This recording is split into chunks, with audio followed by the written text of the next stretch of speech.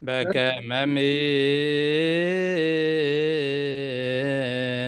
رتك أملاكنا وعقوبكم عبسانا ወጎይታ ቡቕዓት ግበረና ምስጋና ከምዚ ኢልና ክንጽልይ ብሰማያት ትነብር ኣቦና ስምካ ይቀደስ መንግስትኻ ትምጻእ ፍቓድካ ከምቲ ኣብ ሰማይ ከምኡ ድማ ምድሪ ይኹን ንዕለት መግብና ለማሃበና ናን ዝበደሉና በደሎም ከም ዝሓደግናሎም በደልና ንኣሳና እንደገልና ካብ ክፉ ኣድሕነና እምበር ኣብ ፈተና ይትእትወና መንግስትን ሓይልን ክብርን ንዘለኣለም ናትካ ኢማ ኣሜን ኦ እግዝእትየ ማርያም ብናይ ቅዱስ ገብርኤል መልኣክ ሰላምታ ሰላም ለክልኹ بحلنا خدن قليخي بسقاخون دن قليخي عدا إجابي هرتباقات قويتا سراوي سلام لك اللخو نسخي كاو أنس برغتيخي فركر سخون برغي أمل تسقا إجابي هرمساخي أو فسط دس بالكي عطيات ناصر يلنا نفتو ودخي يسكر سوس منتانا محرات لمن لنا أمين ناين السحات صلوت أو قويتا نبزا ما عطزي أبكن مخاب تكباركم بغال بحسابكم بغلواسات نازحاتانا يو سخاري حروحون مبكر سابن سلازغوني انت تقدس مكالكا تعرقنا نحدقلنا واملاك سلام كنحضر سلامات ويتعبنا ابزانا يديك اسك زينا كاب كل چنكتنا صاغبرنا كاب كل غفاتن كاب كل فتنا صلان كحلونا انا سلام الاكل اخلنا صيغام برراينت مفكر سب زغنه حدا ودخا قيتنا املخنا مدحنا نيس كرسوس يتبون مسؤون كبرن وداسين غرمان زلكا معري خمس زغنه وهوت منفس قدسن مسغانا يجباك حجن زل عالم امين نفسه كف سعد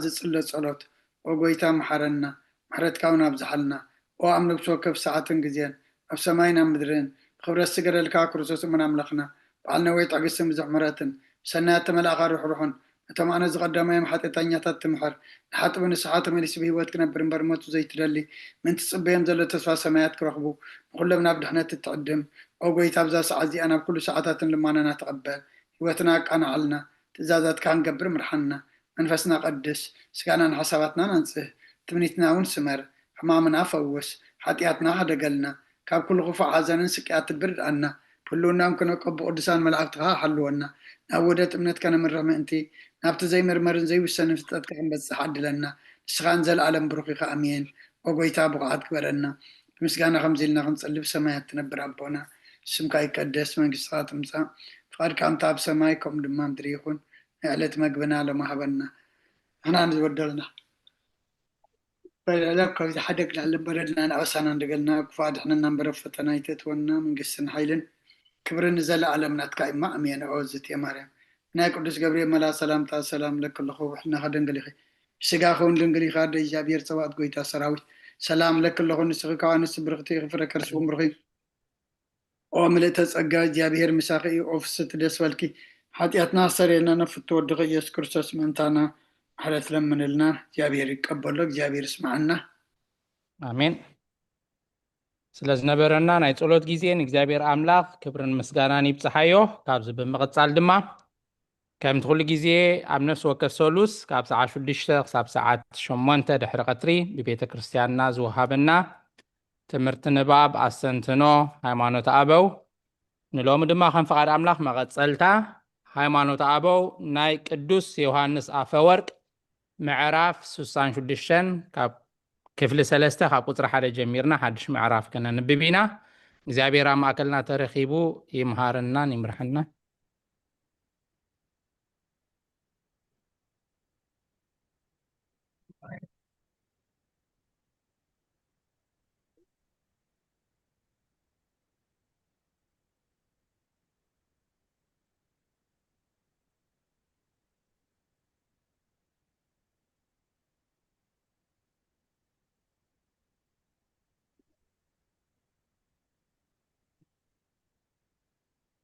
እሺ ቅሬታ ሃይማኖት ኣበው 66 ካብ ቁፅሪ 1 ጀሚርና ከነንብብ ኢና ኣብ ደሓለፈ ሰሉስ ዕለት 28 ኦክቶበር ሃይማኖት ኣበው ምዕራፍ 65 ካብ 13 ክሳብ 38 ወይ ድማ ክሳብ መወዳእታ ኣንቢብና ነርና እሺ ንሎሚ ድማ ሓድሽ ምዕራፍ 66 ክፍሊ 3 ካብ ቁፅሪ 1 ጀሚርና ከነንብብ ኢና ኣብ ቁፅሪ 3 ዘለዋ ንባባትና أدينا إلسابيت أبيت وإنجيل يوحنس أب حدش كيدان تا رابعيت وانجيل ماتيوس ماركوس لوقاس يوحنس رابعيت وانجيل أب حدش كيدان معرف حدا تقدميت معرف كاب قصر حدا كساب 14 وانجيل يوحنس معرف حدا كاب حدا كساب 14 الشي عفتنا لولا قداميتي ملكت باولوس نابسب اوكي حجيات اتر الله وتي صنيحه ماما بري قداميتي ملكت باولوس نابسب قرنطوس معراف كلته كاب 6 7 12 قداماي قرنطوس معراف كلته كاب 6 7 12 الشي نباب قصر حدا كساب 3 እዚ ቅዱስ ዮሐንስ አፈወርቅ ኣብቲ ብዛዕባ ክቡር ልደት ዝደረሶ ድርሳኑ ዳግም ከምዚ ይበለ ቀዳማዊ አምላኽ ሎሚ ተወልደ ኣብቲ ዘይናቱ ህላዌ ድማ ሆነ ንሱ ቀዳማዊ አምላኽ እዩ ሰብ ብምዃኑ ድማ ኣይተለወጠን ጥንተ መለኮቱ ካብ ሰብ ብስጋ ካብ ዝውለድ ዝተረኽበ ኣይኮነን እንታይ ደኣ ንሱ ምስ ኣብን ምስ መንፈስ ቅዱስን ካብ ቀደሙ ዘሎ ጥበብ እዩ እቲ ዘይሓምም ብሓማም ስጋ ካብ ህላዌ መለኮቱ ከይተለወጠ ሰብ ኮነ አዲና ኤልሳቤጥ አረ ቃል ህይወት ቃል በቅድመ ነበረ እቲ ቃል ድማ ኣብ ኣምላኽ ነበረ እስማዕ ደለኹ እወ ቃል ድማ ኣብ ኣምላኽ ነበረ እቲ ቃል እውን ኣምላኽ ነበረ ንሱ ብቅድሙ ኣብ ኣምላኽ ነበረ ብኣብኡ ኩሉ ተፈጥረ ካብቲ ተፈጥረ ዘበለ ድማ ብዘይካ ብኡ ሓንቲ እኳ ተፈጥረ የልቦን ህይወት ኣብኡ ነበረት እታ ህይወት ከዓ ብርሃን ሰብ ነበረት ብርሃን እውን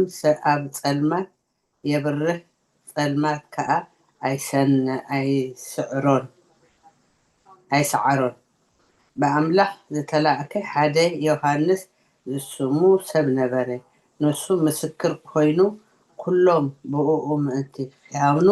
ብዛዕባ ብርሃን ክምስክር መጽ ብዛዕባ ብርሃን ደኣ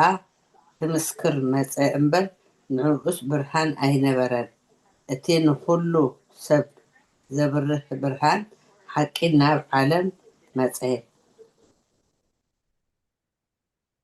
ኣብ ዓለም እውን ነበረ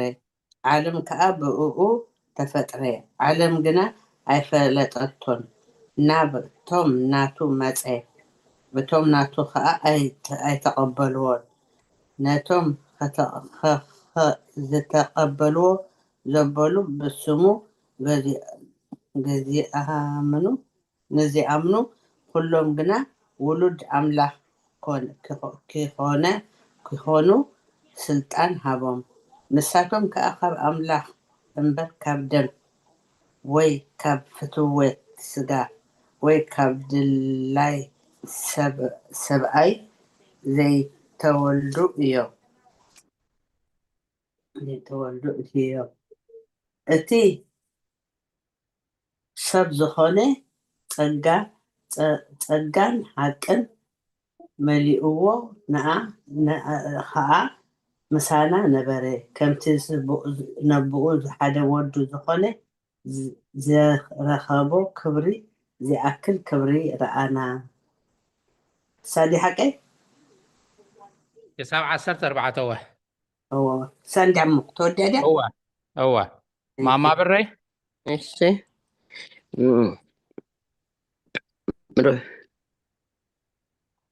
ቀዳማይ ቆሮንጦስ 2:6-12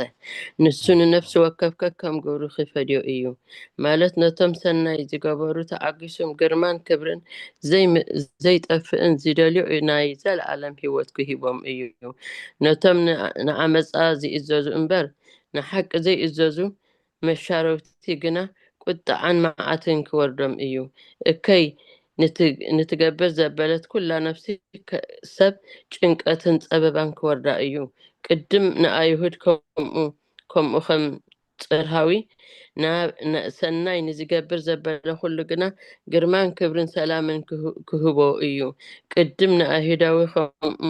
ከም ፅርሃዊ ኣብ ኣምላኽ ሰብ ኣይደልይዎን ኣምላኽሲ ኣድልይዎ ገጻይ የልቦን ኣብ ቅድሚ ኣምላኽ ነው 12 ኣብ ቅድሚ ኣምላኽ እቶም ገበርቲ ሕጊ ደኣ እዮም ዝጸድቁ እምበር ሰማዕቲ ሕጊ ጻድቃን ኣይኮኑን እሞ እቶም ብዘይ ሕጊ ሓጢኣት ዝገብሩ ዘበሉ ብዘይ ሕጊ ክጠፍኡ እዮም እቶም ሕጊ ከለዎም ሓጢኣት ዝገብሩ ዘበሉ ኩላቶም ከኣበቲ ሕጊ ክፍረዱ እዮም ረበለልና ቦይ ማዕረ ቀዳማይ መልእክት ጳውሎስ ናብ ሰብ ቆሮንቶስ አንቢብክ ማማ ብረይ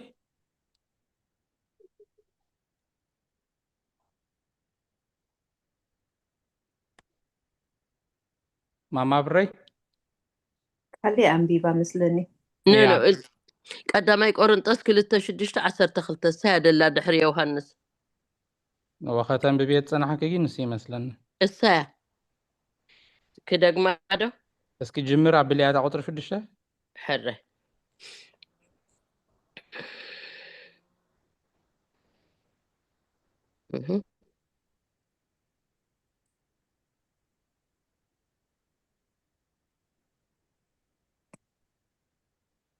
الله خدا الله ما أعرف هو عم ببيع حرة كم ببيع قدامي كورنتوس كلته أتحجدن ببكيا أتحجدن ببكيا الساحرة انبعث أب ما أكلتهم كلهم طبب نجزارو بإنا أنتينا أملاك قدم زمانات إذا كاليا وإذا قدامي كورنتوس يا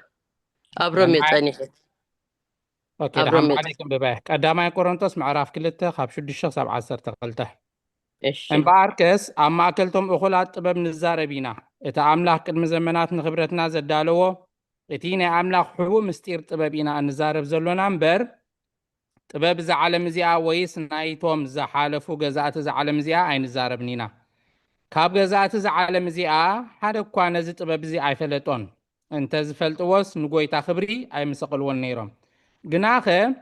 كم تصحف اتي عين زي رايتو اذنخا زي سمعتو ابل بسب دما زي تحسبه املاخ نتوم زفكروا عدالو لهم زبل اتي منفس غنا معمق املاخ اكوا كي ترفن غلي مرمريمو نعانا أملاخ بمنفسو غيرو قلتسلنا اتهي أبو زول منفس انت زي كوينوس أب سب زول نقر زفلت كنتاواي سبيو كم اوين منفس أملاخ انت زي كوينوس نتي أب أملاخ زول حدا كواز فولت ايلبون نحنا قنا اتهي بأملاخ اتواهبنا من تخنفلت سي نتي كاب أملاخ زخون منفس مبر منفس عالم اي تقبلنا نياتبل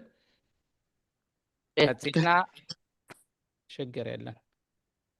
كتسيلنا كفل 4 قطر 4 حنت اللاتنا حفتنا لولا وانجيل لوكاس معراف كلته كاب شدش تخص 10 تشعته ماشي نباب قطر 4 اسعيبو دما خمس بله اتي اب لعل زفان زقمت ام مبلع مال تنبره اتي زي دسس بزي سغا زنبره ولد واحد لومي سغا بملباسو تداهسسه اتي ما أثر تحاتيات زبتخ بجرغتي تتغلل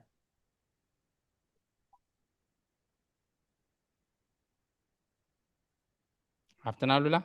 حرك لوكاس كلته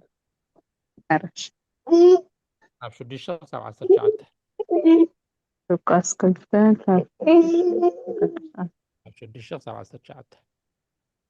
ሆነ ድማ ኣብኡ ከለዉ ግዜ ሕርሲ በፅሐ በረኻ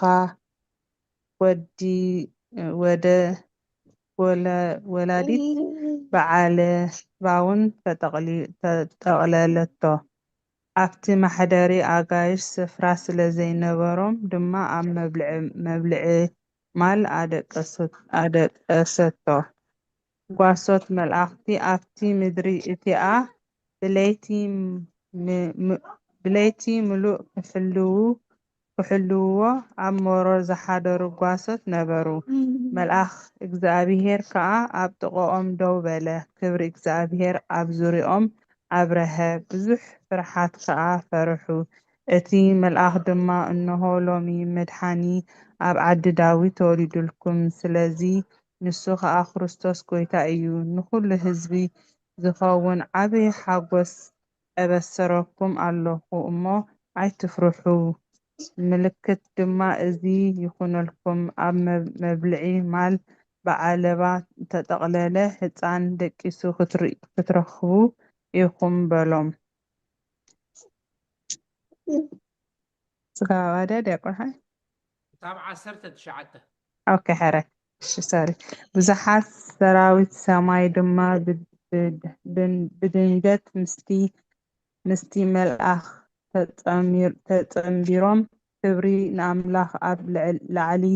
ሰላም ከዓ ኣብ ምድሪ ኣብ መንጎ እቶም ስምረት ኣምላኽ ዘለዎም ሰባት እንዳበሉ ንኣምላኽ ኣመስግንዎ። ኮነ ድማ እቶም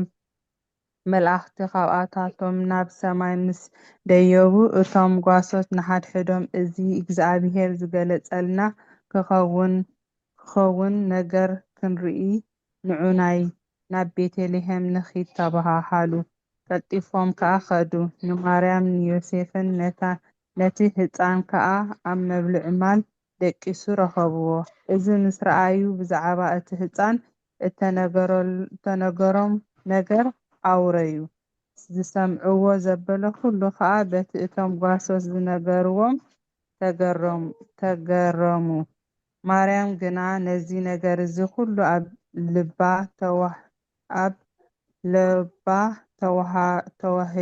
ተዋህልሎ ሓስቦን ነበረት። آمين. قتلنا كفل حمشته وزرع حمشته كم بباية زخنة تقصية باللانسا أب كفل شدشته قطر شدشته جن عن تلاتنا ما ترحاس اسملاش وانجيل ماتيوس معرف حادة كاب عسرة كساب عسران حمشتن. وانجيل ماتيوس معرف حادة كاب عسرة كساب عسران حمشتن. نباب قطر حمشتن شدشتن كفل حمشتن كفل شدشتن ماليسو خمز بله اتزاي وسن እግዚአብሔር أما هتسن دنجل كمز توسنة من رأيه من كسمعه اتي سمايات زي تروه ما هتسن دنجل أي تسببون انت إذا كم ملكوت خيتلوت كاب أتولده كم ملكوت عروق أي نبرن داقم إذا قدوس أبو يوحنس أفورك أبترقامي وانجيل ماتيوس كم زبالة بزعبات ملأخ يوسف أو يوسف اتغاب عزو ولد كام منفس قدوس يمو نماريم حسيت غان موسى دا أي تفرح كمي نقال أما هتسن دنجل سقاو زفترة منفس قدوس يو زبالو إزي كاب جبري فقط منفس قدوس إيو كمي نقال أما هتسن دنجل سقاو زفترة منفس قدوسي الشيء وانجيل ماتيوس معرف حدا أسرع الشيء كمان مسخم مسكن الشيء ماتيوس هراي هذا قاب أسرع قاسم حمشتان نسو زي كحسب كله إنه ملأخ እግዚአብሔር بحلم ترأيو كم زيلو يوسف ود داويد اتحت إتخا مريم تنساتو زلا كم منفس قدوس إيومو نموسادا أي تفرح ودغ تولد يا نسو خان حزب كاب حتياتهم كدحنوم يمو سمو يسوس كسوميخا إذا كله أتي እግዚአብሔር بنبيو تزاربو كفتم كونه كم زبل إنه دنجل كتنس ودغون كتولد يا سمو خا أما يلكبلو يوم ترجمو أملاح مسانا يو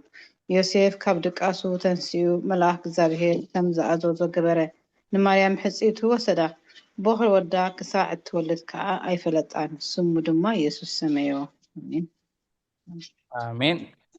قتلنا أب كفل شوعات قطر شوعات زلان باب حونا دياقون قرماي وانجيل ماتيوس معرف أسران شدشن قطري أسران شمانتن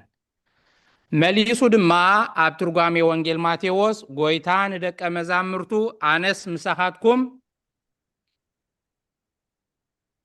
أحدش كسع زساتيو اوكي كم بحدش كساب زساتيو I don't know nice spelling error አላታ أنس مساحاتكم أحدش كساب زساتيو كابز ጽማቅ ወይን እዚ ኣይሰቲን እየ بحدش جبري كتنسق كلهو التريني نسخاتكم يخوم بلوم وانجيل ماتيوس أسران شدشن أسران شمنتن الشيخ عسران شمنتن سوال علو دما أمسينو زمنت أنت بزحات حاجات حتى أزفس زلوا أنا حدش كيدان دمي يمو كابزي كلهم ستيو النابل هابوم زغال زغال آمين حراي كابز قتلنا أب قطر الشمنت زلا نبابنا حاونا يوسف نقع سلام متسخا وانجيل لوقاس معراف أسران 4 كاب 4 حدن كساب 4 3 نباب قطر شمنته ازي حدش زبلو نجر انتايو از نجر زي مستنكريو موات السقا خمزلوني ترئيو اللهم جناخه هياويو ايلووتنيو دليت سقاو ملكع كايبلون بدحرتن سايم زدق مزامرتو انت بلع انت ستينون مبلع عدلي وايكونن انتاي دا كاموت زتنسى نسو مخانو مانتي كامنو بلعن ستين وانجيل لوقاس أسران 4 كاب 4 حدن كساب 4 3 كم يمسيهم سكن لوكاس أسران 4 كاب 4 حدن كساب 4 3 نساتهم كا تجريمهم بحاجوسهم مغنيات مأمان سلسانو نسو جلا زبلعدو أبزي ألوكم بلوم نساتهم كا مقال تبسي عسان جوجو معارن هبو تقبلوا أب قدميهم بلعه حكيك سوار 4 3 يا مش هو كساب 4 3 قالي وتسمع لنا كلام تسمع لنا الشيء قتلنا حاونا دكتور صقاب وانجيل يوحنس معراف 10 كاب 10 تشعته كساب 10 شمنتن نباب قطر تشعتن 10 كاب كفلي شمنته ماليسو عم مبل 7 شعتن زدرسو خفلي درسانو 5 بله اب ترجمي وانجيل يوحنس مستنكر جبريو قال بزي ملوات سغا سلازي توحده ملكت شنكارات ارعيه بيد مواتي كم زدسس دما جبره الترقيق املاح زخونه بسغا زرعيلو غيزي يمو اي فرحن بز جبرزي رقيق كونه كمينسو اب عصو معصو اتوه كاب جزفنت كم زرحقون جبر اردب جناخه بتنسايوم انت امنو نز كله جبره زتسقل نسو خم زخونه زتنساقا كالق كم زي كونه من تخفلتو نازي جبره هنا دكتور صقاب وانجيل يوحنس معراف 10 كاب 10 شعتك 10 شمنتن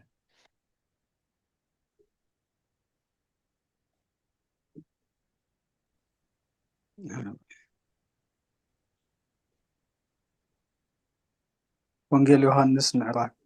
عيسى كاب فاضي 10 9 كاب 10 شمنتن بتقدمي تمعالتي سمون مدر مس نسيه اتم دك مزامرتون توم ايهود سلا زفار هوم معاصو تشغروا نبرو امو ኢየሱስ ኣብታ ተኣኪቦምላ ዘለዉ መጺኡ ኣብ ማእኸሎም ደው ኢሉ ሰላም ንዓኻትኩም ይኹን በሎም። እዚ ምስ በሎም ከዓ ኣእዳውን ጎድኑን ኣርኣዮም። እቶም ደቂ መዛሙርቱ ንጎይታ ምስ ረኣይዎ ተሓጎሱ። ሽዑ ኢየሱስ ከም ብሓድሽ ሰላም ንዓኻትኩም ይኹን ከምቲ ኣቦ ንዓይ ዝለኣኸኒ ኣነ እውን ከምኡ ይልእኸኩም ኣለኹ በሎም። እዚ ኢሉ ኡፍ በለሎም እሞ መንፈስ ቅዱስ ተቐበሉ። ሓጢኣቶም ንዝሓደኩምሎም ይሓድጎሎም፣ ንዝሓዝኩምሎም ከዓ ይተሓዘሎም እዩ በሎም። እቲ ዲዲሞስ ዝበሃል ቶማስ ሓደ ካብቶም 12ስ ገና ኢየሱስ ክመጽእ ከሎ ምሳቶም ኣይነበረን። እቶም ካልኦት ደቀ መዛሙርቱ ከዓ ንጎይታ ርኢናዮ በልዎ። ርኢናዮ ንሱ ግና ኣሰር እቲ ሽንካር ኣብ ኢዱ እንተ ዘይረኣኹ ኣይ ኣጻብዐይ ድማ ኣብቲ ተሸንከሮ እቲ ዘኣተኹ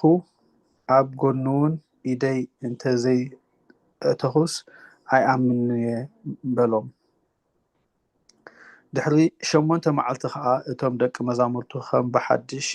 ኣብ ውሽጢ ነበሩ። ቶማስ እውን ምሳታቶም ነበረ። መዓፁ ተሸግሩ ከሎ ኢየሱስ መፀ፣ ኣብ ማእኸሎም ደው ኢሉ እውን ሰላም ንዓኻትኩም ይኹን በሎም። ድሓር ከዓ ንቶማስ ኣጻብዕኻ ናብዚ ኣምፅእ፣ ንእዳወይውን ርአዮ፣ ኢድካ ከዓ ናብዚ ኣምፅእ እሞ ናብ ጎድነይ ኣእትዎ፣ ኣማኒ እምበር ዘይኣመነ ኣይትኹን በሎ። ቶማስ መሊሱ ከዓ ጎይታዬን ኣምላኸይን በሎ። ኣሜን ኣሜን። እዛ ጥቕሲ ንሓዛ ኢና። ቃል በቓላ ንክርስቶስ ጎይታዬን ኣምላኸይን ኢልዎ። እሺ ቀፂልና ኣብ ቁጥሪ 11 ወንጌል ሉቃስ 24 ካብ 36 ክሳብ 43 ኣላትና ኣብ ቁጥሪ 12 እውን ተደጊማ ኣላ በዓላታ ጥቕሲ ክሳብ 41 ማለት እዩ። ስለዚ ቁጥሪ 11 ቁጥሪ 12 ምስ ኣንበብኩ መምህር ትምኒት ወንጌል ሉቃስ ምዕራፍ 24 ካብ 36 ክሳብ 43 ከተንብብልና ኢኺ። ቀፂልና ማማረ ዘነት ወንጌል ማቴዎስ ምዕራፍ 14 ካብ 25 ክሳብ 34 ንባብ ቁጥሪ 11 12 ምእንትዚ ካብ ሞት ተንስአ ምልክት ሽንካራት እውን ኣብ ስጋኡ ነበረ። ከምቲ ደቀ መዛሙርቱ ኩሉ መዓልቲ ቅድሚ ትንሳኤ ዝገብርዎ ዝነበሩ ድማ ምስ ደቀ መዛሙርቱ በልዐ። በዚ መሰረት ድማ ካብ ሞት ምስ ተንስአ ዝረኣናዮን ምስኡ ዝበልዓናን ዝሰተናን እዚ እዩ እናበሉ ናብ ኩሉ ወሰን ምድሪ ትንሳኤኡ ሰበኹ። ቅድሚ ስቕለት ከዓ ኣብ ልዕሊ ማይ ባሕሪ ክኸይድ ከም ዝረኣናዮ ከም ዝርኢናዮ ኢና። ከመይ እዚ ስጋ እዚ ካብ ህላዌና ደኣ እምበር ካብ ካልእ ህላዌ እዩ ኣይንብልን ኢና። ብድሕሪ ትንሳኤ ድማ ነዚ ስጋ እዚ ከም ዝርኢና እቶም ኣቐዲምና ዝጠቐስናዮ ምልክት ሽንካራት ከዓ ኣለውዎ። መምህር ትምኒት ወንጌል ሉቃስ 24 36 ክሳብ 41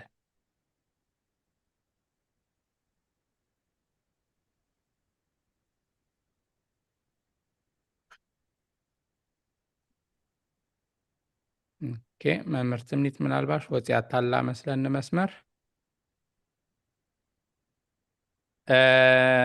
ማማረ ዘነት እታ ወንጌል ማቴዎስ 14 ካብ 25 ክሳብ 34 ከተንብብያ እሞ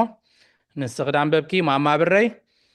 ወንጌል ሉቃስ ምዕራፍ 24 ካብ 36 ክሳብ 41 ከዓ ደድሕሪ ማማረ ዘነት ቅፅል ኣቢልካ ከተንብብልና። ወንጌል ሉቃስ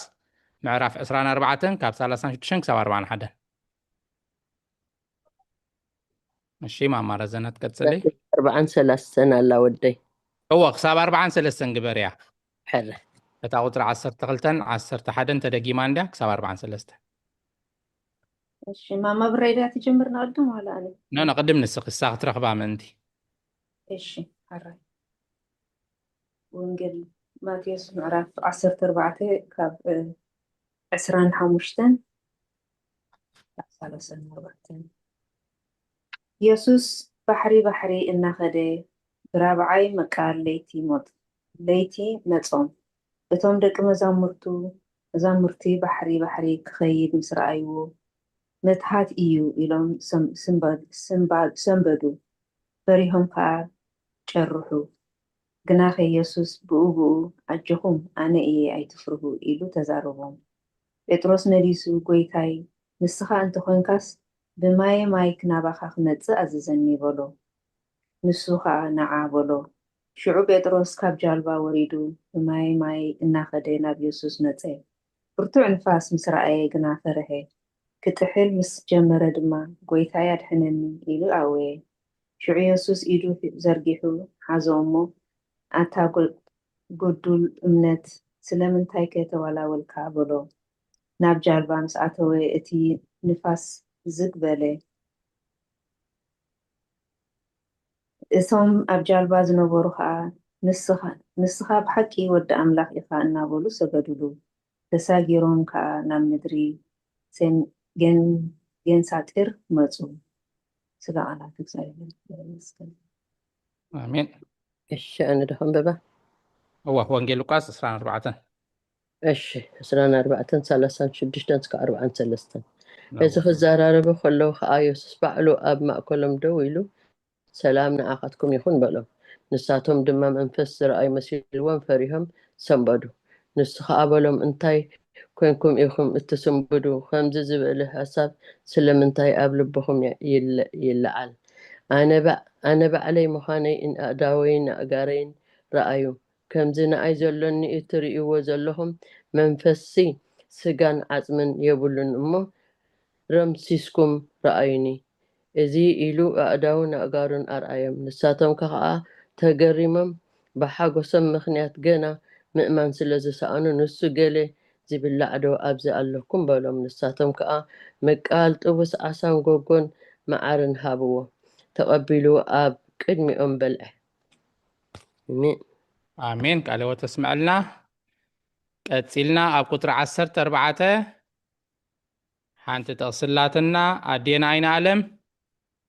ወንጌል ሉቃስ ምዕራፍ 1 ካብ 26 ክሳብ 39 ወንጌል ሉቃስ ምዕራፍ 1 ካብ 26 ክሳብ 39 ንባብ ቁጥሪ 13 ኣብ ክፍሊ 9 ድማ ቁጥሪ 14 ኣይልወጥን እዩ እንታይ ደኣ ነዚ ኩሉ ዝገበሮስ ደቂ መዛሙርቱ ምእንቲ ከኣምኑ ኢሉ እምበር ንዘለኣለም ብዘይ ምልዋጥ እዩ ዝነብር ከም ብሓድሽ እዚ ፍጹም መምህር ዮሃንስ ኣፈወርቅ ኣብቲ ብዛዕባ ልደት ዝደረሶ ድርሳኑ ከም ዝበለ ከምቲ ወሓለ ስራሕ መሬት ዝሰርሓሉ ጥቅዊ መሬት እንተዳ ረኺቡ ካብኡ ምልኩዕ ኣቕሓ ዝሰርሕ ወይታና ድማ ከምኡ ነዛ ቅድስቲ ድንግል እዚኣ ቅዱስ ስጋኣን ቅድስቲ ነፍሳን ምስ ረኸበ ክዋሃዶ ነፍሲ ዘላቶ ስጋ ንባዕሉ ፈጠረ ወንጌል ሉቃስ ምዕራፍ 1 26 ክሳብ 39 ኣዴና ኣይነ ዓለም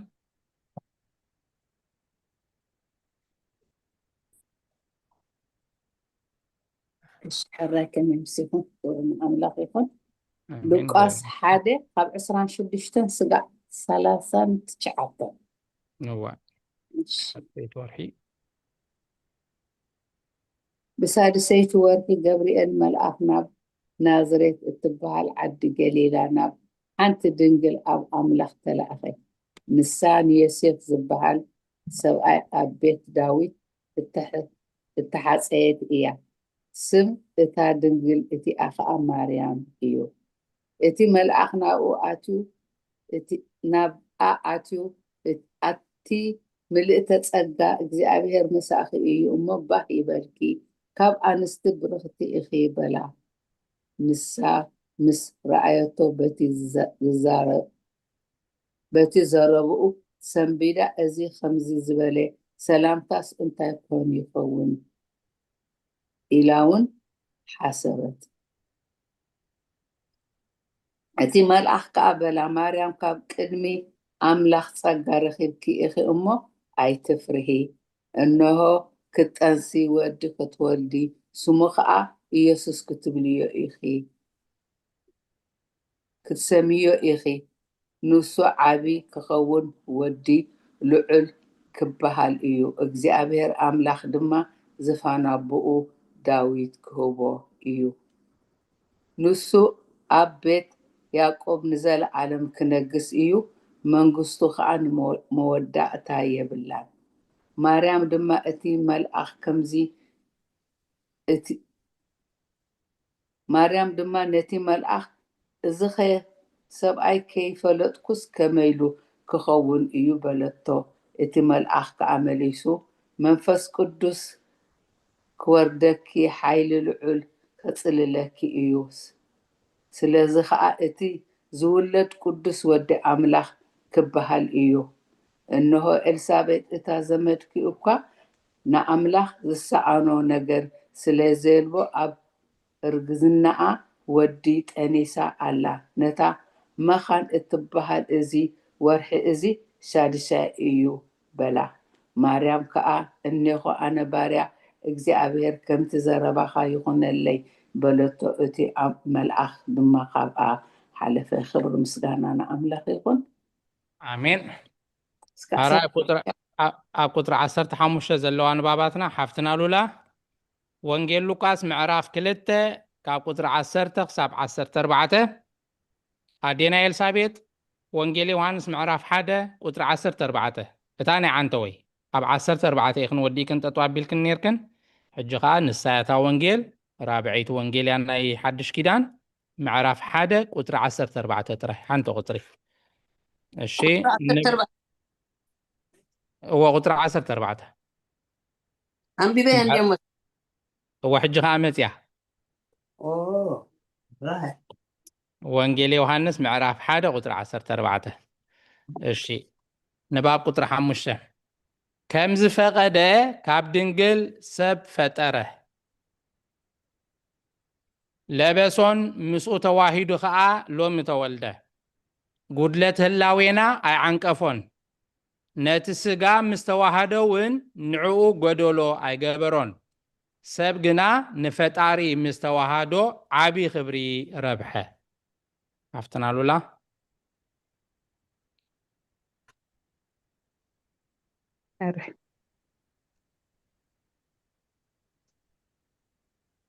ሉቃስ 10 እስካብ ሉቃስ ምዕራፍ 2 ካብ 10 እስካብ 14 እቲ መልኣኽ ድማ እንሆ ሎሚ መድሓኒ ኣብ ዓዲ ዳዊት ተወሊዱልኩም ስለ ዘሎ ንሱ ከዓ ክርስቶስ ጎይታ እዩ ንኩሉ ህዝቢ ዝኸውን ዓበ ሓጎስ ኣበስረኩም ኣለኹ እሞ ኣይትፍርሑ ምልክት ድማ እዚ ይኹነልኩም ኣብ መብልዕ ማል ብዓለባ ተጠቕለለ ህፃን ደቂሱ ክትረኽቡ ኢኹም በሎም ብዙሓት ሰራዊት ሰማይ ድማ ብድንገት ምስቲ መልኣኽ ተፀምቢሮም ክብሪ ንኣምላኽ ኣብ ላዕሊ ሰላም ከዓ ኣብ ምድሪ ኣብ መንጎቶም ስምረት ኣምላኽ ዘለዎም ሰባት እንዳበሉ ንኣምላኽ ኣመስግንዎ ኣሜን ወንጌል ዮሃንስ 1 ቁጥሪ 14 ንዋ እቲ ቃል ሰብ ኮነ ፀጋን ሓቅን መሊኦም ከዓ ምሳና ነበሩ ምሳና ነበረ መሊእዎ ከዓ ምሳና ነበረ ከምቲ ነብኡ ሓደ ወዱ ዝኾነ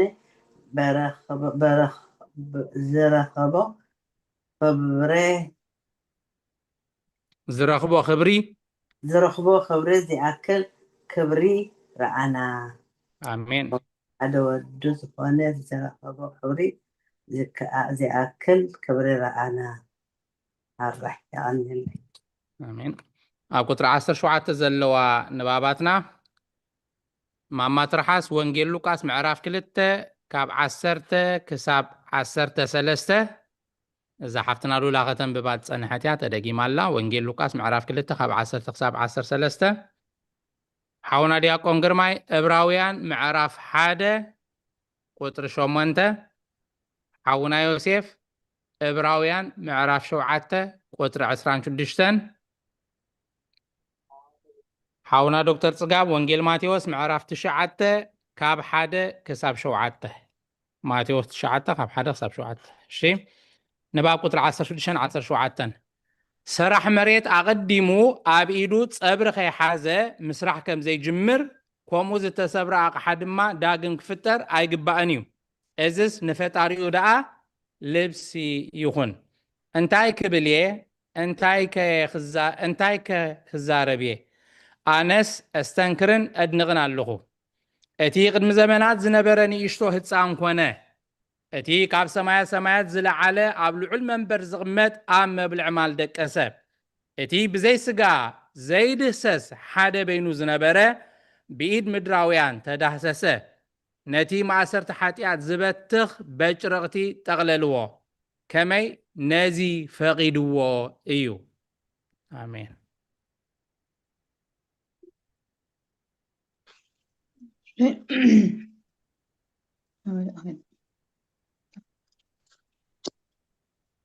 عندكم ወንጌል ሉቃስ 2 ካብ 10 ሳብ 13 واحد يذكر كل ثلاثة እሺ شارحنا التملأخ دما إنه لومي مدحانية بعد داويد تولي لكم سلازلهم نستوها كريستوس قويتا إيو نخلو هزبيك زخون عبي حقوس أبسركم اللهم مو يتفرهو القدم ما أزيخونكم عم بالعمال بعلبة أنت تقلله عندك يسوق ترخبو يخمون بلون ብዙሓት ሰራዊት ሰማይ ድማ ብድንገት ምስቲ መልአኽ ተፀንቢሮም ክብሪን ኣምላኽ ኣብ ላዕሊ ሰላም ከዓ ኣብ ምድሪ ኣብ መንጎ እቶም ስምረት ኣምላኽ ዘለዎም ሰባት እናበሉ ንኣምላኽ ኣመስገንዎ ዕብራውያን ምዕራፍ 1 ፍቅሪ 8 ብዛዕባ ወዲ ግና ኣታ ኣምላኸይ ዝፋንካ ንዘለዓለም ዓለም ይነብር በትሪ መንግስትኻ እውን በትሪ ቅንዕና እያ اوكي وين كنت شوعته معرف شوعته 26 كمزي زمسله كفعاتن رخصتن زبلو كاب حطعن اتفليه كاب سمايات كا لعل زبله قدوس ليك كهنات ادلينا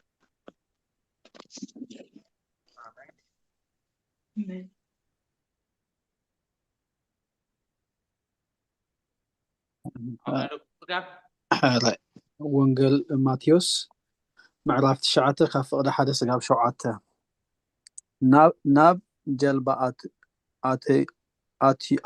ኣተዩ ተሳገረ ናብ ዓዱን መፀ እነሆ መጻጉዕ ሰብኣይ ብዓራት ፀይሮም ናብኡ ኣምፅዎ ኢየሱስ እምነቶም ረእዩ ነቲ መጻጉዕ ወደይ ኣጆኻ ሓጢኣትካ ተሓዲጉልካ ኣሎ በሎ እነሆ ከዓ ሓያሎ ካብቶም ጸሓፍቲ ብልቦም እዚ ይጻረፍ ኣሎ በሉ ኢየሱስ ድማ ሓሳባቶም ፈሊጡ በለ ንምንታይ ብልብኩም ክፉእ ተሓስቡ ኣለኹም ኣይናይ ይቐልል ሓጢኣትካ ተሓዲጉልካ ምባል ዶ ወይ ተንስእ እሞ ኪድ ምባል ንወዲ ሰብ ግና ሓጢኣት ክሕደግ ኣብ ምድሪ ስልጣን ከም ዘለዎ ምእንቲ ክትፈልጡ ሽዑ ነቲ መጻጉዕ ተንስእ እሞ ዓራትካ ልዒልካ ናብ ቤትካ ኺድ በሎ ተንስኡ ናብ ቤቱ ኸደ ኣሜን ኣሜን ኣብ ቁጥሪ 18 ዘለዋ ንባባትና ማማረዘነት ኦሪት ዘፍጥረት ምዕራፍ 3 ካብ ቁጥሪ 1 ክሳብ 24 ማማ ብረይ መዝሙር ዳዊት መበል 4 ቁጥሪ 7 መምህርት ምኒት ኦኬ ወጽያ አይደላ መምህርት ምኒት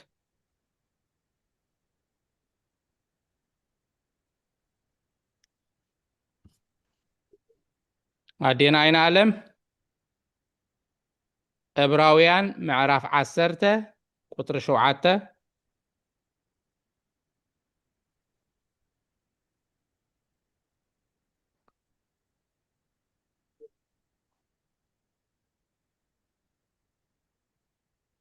አዴና ኤልሳቤጥ نبيت ሕጂ ኸ ኣሳብ በፂሓትክን ኣላ ወንጌል ዮሃንስ ምዕራፍ 1 ካብ 1 ክሳብ 14 ተቐዳሚ ተደንበብክና ዓንተወይ ወይ ከለና ሰለስተ ስላሴ ثالث ጊዜ ወነ እሺ ባበን ንባብ ቁጥሪ 18 ንሱ ግና ነቲ ክብሩ ዘጥፈአ ሰብ ናብ ክብሪ ክመልሶ ፈተወ ነቲ ጎይትነቱ ዝጠፍኦ ከዓ ጎይትነቱ ከልብሶ ደለየ ነቲ ኣዳም ከም ሓደ ኻባና ኮነ ዝበሎ ቃል ፀርፊ ድማ ስጋኡ ብምልባስ ክገልጾ ፈተወ ማማረዘነት እሺ ዘፍጥረት ምዕራፍ 3 ካብ 1 እስካብ 24 ውድቀት ኣዳም እግዚአብሔር ኣምላኽ ካብ ዝፈጠሮ ሁሉ ኣራዊት መሮሮ ተመን ይበርሕ ነበረ ነታ ሰበይቲ ከዓ ኣምላኽ ክሲ ካብ ኩሉ ኦም ገነት ኣይትብልዑ ኢሉ ኣዚዙ እዩ በላ። እታ ሰበይቲ ነቲ ተመን በለቶ ኣብ ገነት ካብ ዘሎ ፍረ ኦም ንበልዕ ኢና።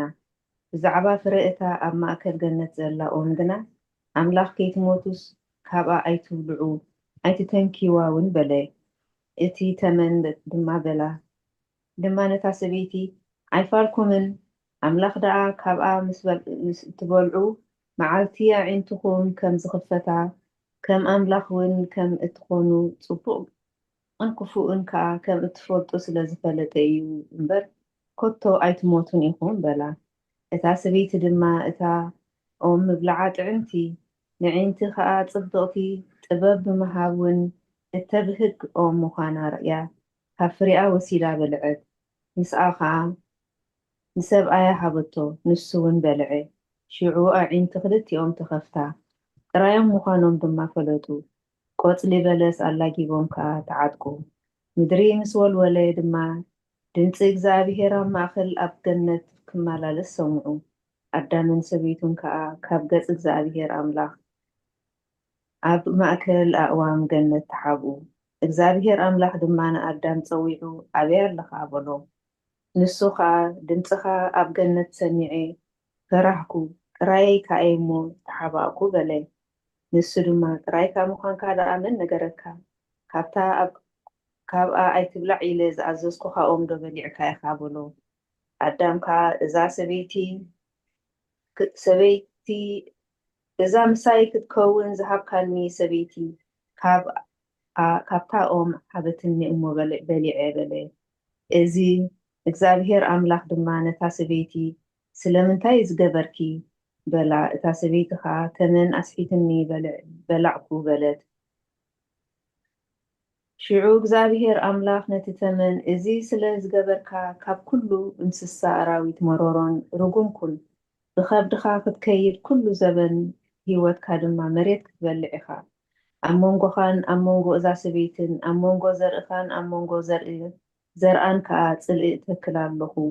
ንሱ ርእስኻ ክጭፍልቕ እዩ ንስኻ ድማ ሸኾንኡ ክትነክስ ኢኻ ብሎ። ነታ ሰበይቲ ከዓ መከራኽን ፃዕርኽን ጥንስኽን ኣዝየ ከብዝሖ እየ። ደቂ ብፃዕሪ ክትወልዲ ኢኺ ድሌትክ ድማ ናብ ሰብኣይክ ክኸውን እዩ ንሱ ክመልከኪ እዩ በላ። ንኣዳም ከዓ ቃል ሰበይትካ ስለ ዝሰማዕካ እሞ ካብኣ ኣይትብላዕ ኢለ ዝኣዘዝኩኻ ኦም ስለ ዝበላዕካ ምድሪ ብዛዕባኻ ርግምቲ ትኹን። ኩሉ ዘበን ሂወትካ እንጌራኻ ካብ ፃዕሪ ክትበልዕ ኢኻ። እሾኽን ተኾርባን ከተብቁለልካ ብቑሊ መሮሮ ድማ ክትበልዕ ኢኻ። ካብታ እትፈጠርካላ ምድሪ ክሳዕ እትምለስ እንጌራ ብርሃፅ ገጽካ ክትበልዕ ኢኻ። መሬት ኢኻ እሞ ናብ መሬት ድማ ትምለስ በሎ። እቲ ሰብኣይ ድማ ንሰበይቱ ኣደ ኩሉ ህያው ኮይና እያ እሞ ሄዋን ኢሉ ሰመያ ሓሊፈያ ዲ ገና የደለኩ ኣለኒ ናብ 24 እግዚአብሔር ኣምላኽ ድማ ንኣዳም ሰበይቱን ደገሎ ገይሩ ከደኖም። እግዚአብሔር ኣምላኽ ድማ እንሆ ኣዳም ከም ሓደ ካባና ጽቡቕን ክፉእን ዝፈልጥ ኮይኑ ኣሎ። ሕጂ ከዓ ኢዱ ከይዘርግሕ ካብኦም ሂወት ወሲዱ ድማ ከይበልዕ ንዘለኣለም ከዓ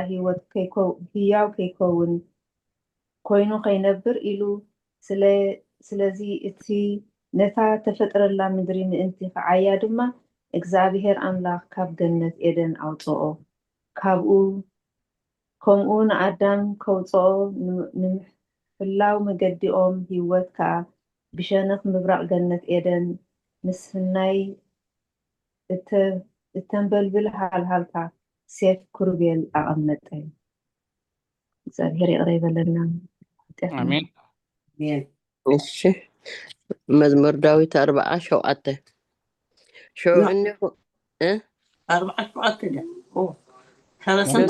تبقى لك معراف 4 قطر شو عتا تبقى لك ايش انه شو انه متاكو ابت تقولوا المصحف سلي تصحيح قالو املاخي فقد كان مغبر بهك قالوني حق خام او وشط لبي يبلكو امين. ዕብራውያን 10 ቁጥሪ 7 እሺ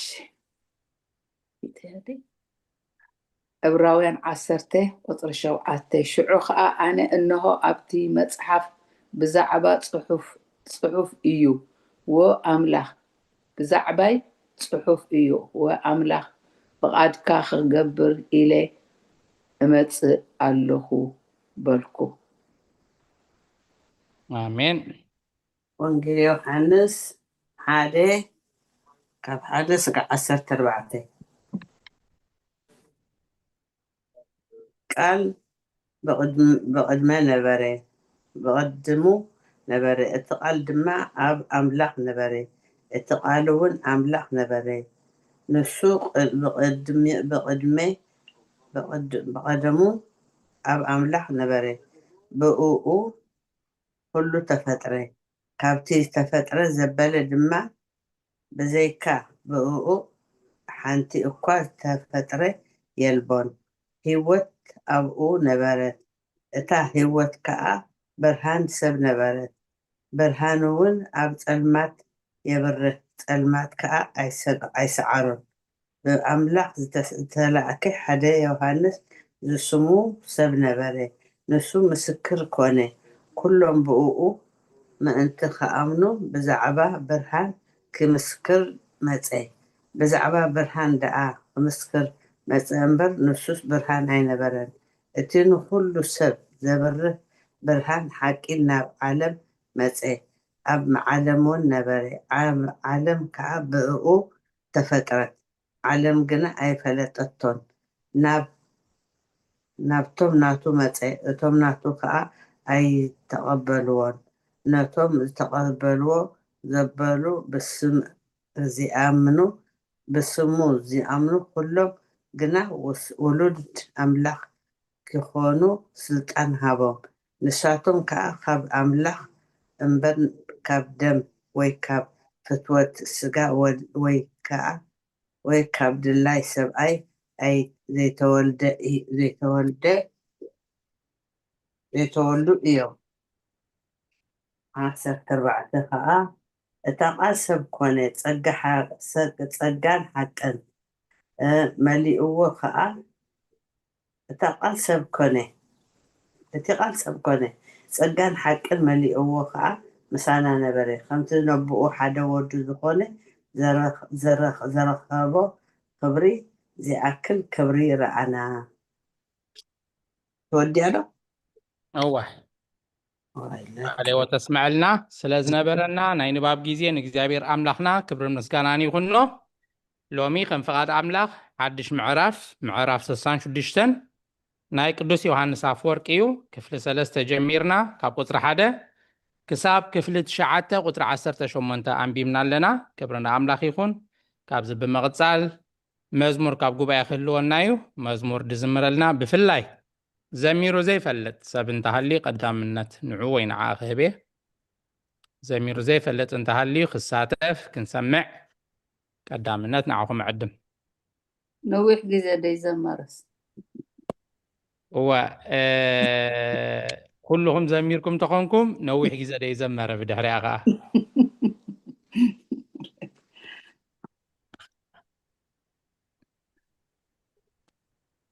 እሞ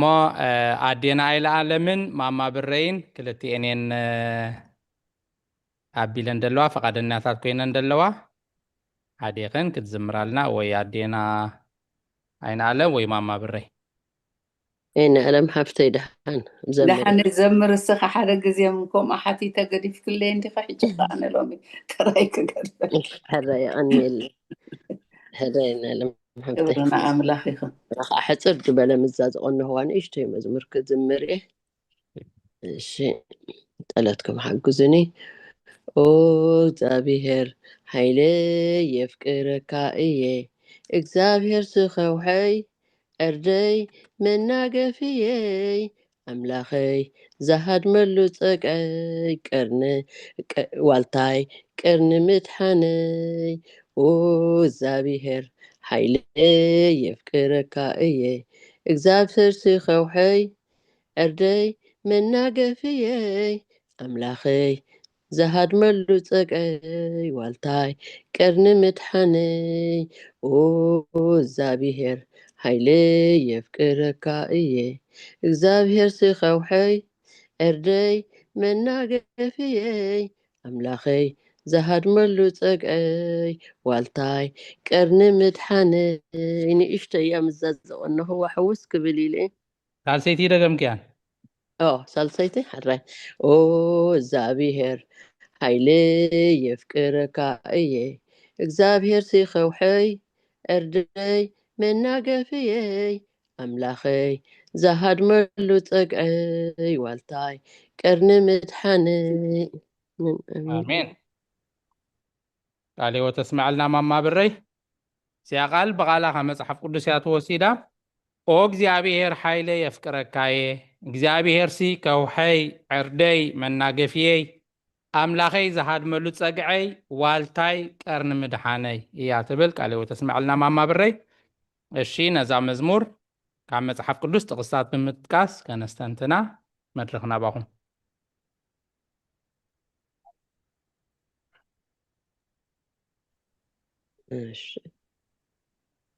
መዝሙር ክጠቕሳ እሺ 18 አንብብልና ማማ ብረይ 18 እሺ ተንብቢያ ዶ ሕራይ እሺ ከንብባ እሺ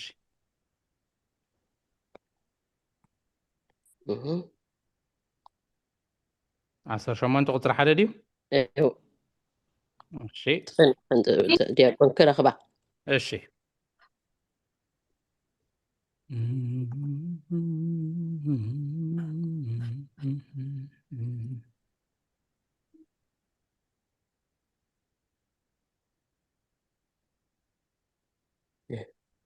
ቁጥሪ 1 18 ቁጥሪ 1 ዲያቆን ወደ እሺ ኦ እግዚአብሔር ሃይለይ የፍቅረካ እየ እግዚአብሔር ከውሐይ ዕርደይ መናገፍየይ ኣምላኸይ ዝሃድመሉ ፀቅዐይ ዋልታይ ቀርኒ ምድሓነይ ልዕል ዝበለ ከውሐይ እዩ ክቕፅላ ኩላ ቅፅላ ድሓን እኽልቲ እሺ ሕረ መዝሙር ዳዊት 18 ቁፅሪ 1 እሺ እሺ ዲያቆን ግርማይ ሓውና ንዓ ኢለካ መዝሙር ዳዊት 18 1 2 1 2 ኢለካ እንደለ ሓንክስተው አለ እሺ ቃል ሕይወት ተስማዕልና ሓውና ዲያቆን ግርማይ ማማ ጊዴና ከዓ እግዚአብሔር ስለት ናይ ኩሉ ግዜ ኣብ ስራሕ ኮንኪ ትሳተፊ ትከታተሊ ጠቕሲ ብምስዳድ እውን ተገልግሊ ዘለኺ እግዚአብሔር መመሊስ ፀጉ የብዝሓልኪ ማማ ጊዴና እውን እሳታ ጠቕሲያ ሰዲዳትልና መዝሙር ዳዊት 18 ቁጥሪ 1 ቃል በቃል ኣሳያ ምናልባሽ ንዑ ድመስል ብዙሕ ጠቕሲ ስለ ዘሎ ክንጠቅስ እንተኽኢልና ዓድል ክበኩም እየ እሺ ማማ ትርሓስ መዝሙር 18 ቁጥሪ 8 18 ቁጥሪ 8 እሺ ንመብራህተይ ተድምቑ ኢኻ እሞ እግዚአብሔር ኣምላኸይ ንፀልመተይ የብረዩ አሜን መዝሙር ዳዊት 18 28 ቃል ሕይወት ተስማዕልና ዝፍትንዶ ተመሳሳሊት ምሳ ፅቡቕ መዝሙር ዳዊት ምዕራፍ 3 ካብ 1 ስጋዕ 5 ዘላ ወእግዚአብሔር ጠቃዕተይ ስክንደይ ኮን ይበዝሑ ኣባይ ዝለዓሉ ብዙሓት እዮም ብዛዕባ ነፍሰይ ብዙሓት ኣብ ኣምላኽ ምድሓን የድሉን ይብሉ ኣለዉ ወእግዚአብሔር ንስኻ ግና ኣብ ዙርያይ ዋልታይ ኢኻ ክብረይ ንርእሰይ ልዕል እተብላ ንስኻ ኢኻ ብድምፀይ ናብ እግዚአብሔር እወኹ ካብ ቅዱስ ከሮኑ ከዓ መለሰለይ እቲ ምስካዕ ተኣኽላ ምስልን እሺ ቃል ሕይወት ተስማዕልና ካልኦት ዝተዳለኹም ተሃሊኹም ኣነ ድሓንቲ ፈትያቀሃይ እሺ ሓፍትናሉላ ካልኣይ ሳሙኤል ምዕራፍ 22 ቁጥሪ 3 እሺ ኣምላኸይ ተስፋ ዝገብሮ ከውሐይ እዩ ዋልታይን ቅርኒ መድሓነይን ግንበይ ምህደምየይን እዩ ኦ መድሓንየይ ካብ ዓማፂ ተድሕነኒ ቃል ሕይወት ተስማዕልና ካልኣይ ሳሙኤል 22:3 እሺ ካልኦት መዝሙረ ዳዊት 91:2 ቁጥሪ 2 ንእግዚአብሔር ጸግዕይን ዕርደይን ዝውከሎ ኣምላኸይን እብሎ ኣለኹ። ኣሜን። ቃል ሕይወት ተስማዕልና መዝሙር ዳዊት 91 ፈቅደ 2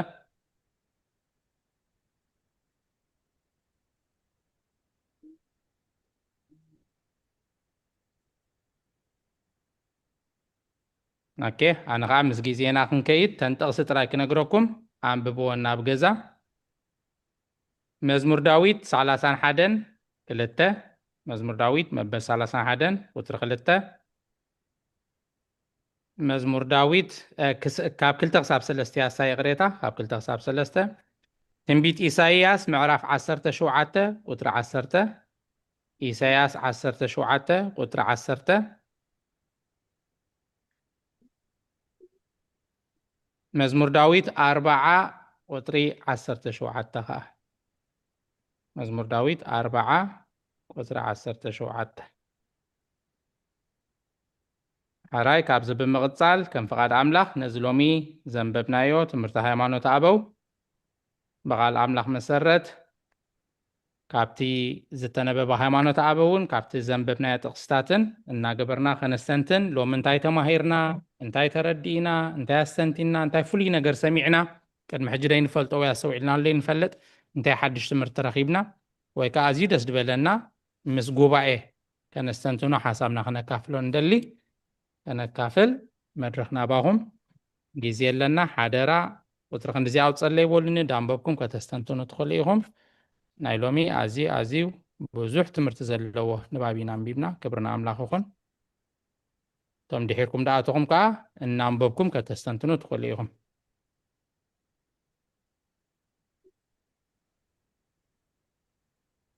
ዲያቆን ሓዊ ሰብ ስጋ ዝመፅእ ቁፅሬታ 4 እንተጌርካለይ ንእሽተይ ከስተንትን ካልእ ሰብ ተልይን ቀዳም ክብ ክእል ፅቡቅ ጀምር ኣለና ፅቡቅ እሺ ኣስዒቡ ድማ ከምዚ በለ እቲ ኣብ ልዑል ዝፋን ዝቕመጥ ኣብ መብልዒ መዓል ተነብረ እቲ ዘይደሰስ ብዘይ ስጋ ዝነበረ ወልድ ዋሃድ ሎሚ ስጋ ብምልባሱ ተዳህሰሰ እቲ ኣብ ማእሰርቲ ሓጢኣት ዝብትኽ በጭረቕቲ ተጠቕለለ እቲ ማእሰርቲ ሓጢኣት ዝበትኽ በጭረቕቲ ተጠቕለለ ስለ ቃል እግዚኣብሔር ኣምላኽ ክበር ይመስገን ከምቲ ኣብ ሉቃስ ምዕራፍ 2 ከም ዘትብለና ትሒዘላ ካብ 6 ሳብ 19 ዘላ ብዘይ ቃል ማለት ናይ መጀመርታ ድሕነትና ሂወት ድሕነትና ንዓና ክብል ኣምላኽ ማዕረ ክንደይ ትሕትና ከም ዝገበረ ልብና ምስ ተረረኸኣሲ ኣብ መብልዒ መሃል ከም ዝተወልደ እተን ክብቲ ፈጣሪአን ፈሊጠን እግዚኣብሔር ከመስግና ከለዋ ቅሬታ ስደቅና